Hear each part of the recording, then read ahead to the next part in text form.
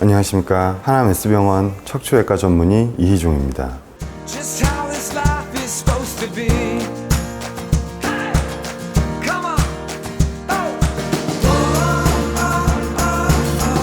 압박골절이라고 하는 것은 실제로 노년 어르신들한테서 생각보다는 흔하게 찾아오는 질환이기는 하는데요. 소위 말해서 척추는 앞쪽에 척추 몸통이 있고 척추경이 있고 뒤에 꼬리뼈가 있는데 앞쪽에 해당하는 척추 몸통뼈가 압박에 의해서 골절이라는 그것을 압박골절이라고 얘기할 수 있겠습니다.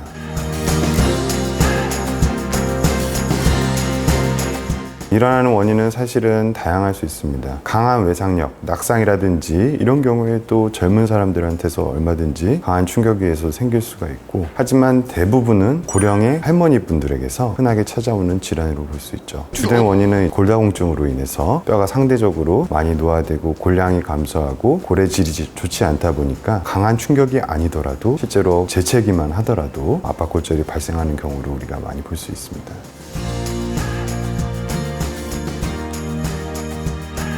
환자분들이 등이 아프다, 허리 아래 부위가 아프다 주소를 가장 많이 호소하시고요. 그런 경우에 나이가 드시고 어르신분들이 특별하게 외상력도 없는데 유독 최근 들어서 허리가 아파졌을 경우에는 압박골절을 의심해야 되는 경우가 많이 있습니다. 이런 경우에 우리가 특징적으로 물어볼 수 있는 게, 환자가 누워있다가 일어나려고 할 때 특히 아파하는 경우에는 실제로 압박골절의 가능성이 굉장히 높습니다. 평소와 다른 많은 통증이 느껴질 경우에는 압박골절을 의심해야 합니다.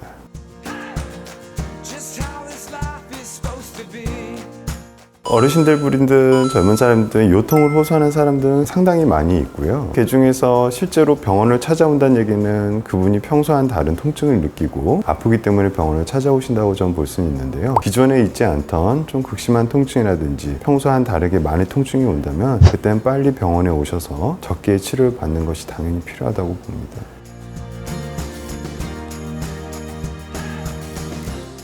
꼭 노년에만 해당하는 건 아니고 낙상이라든지 큰 외상에서 젊은 사람들한테 생겨났을 경우에는 척추에 불안정성이 생기는 골절이 생긴 경우 실제로 수술적 치료도 필요한 경우도 있겠죠. 하지만 웬만한 압박골절의 경우에는 보존적 치료, 쉬고 보조기를 차면서 안정을 취하는 것이 가장 기본적인 치료고 대부분이 그 치료를 통해서 좋아질 수 있습니다.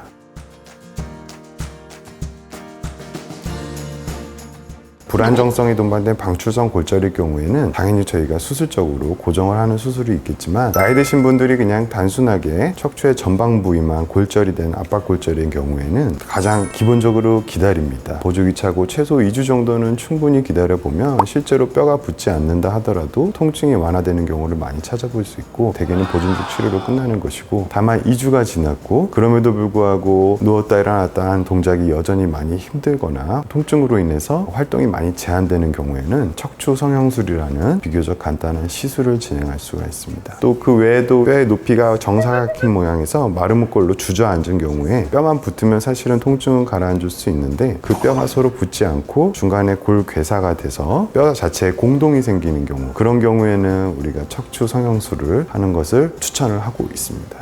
네, 오늘 말씀 감사드립니다. 네, 감사합니다.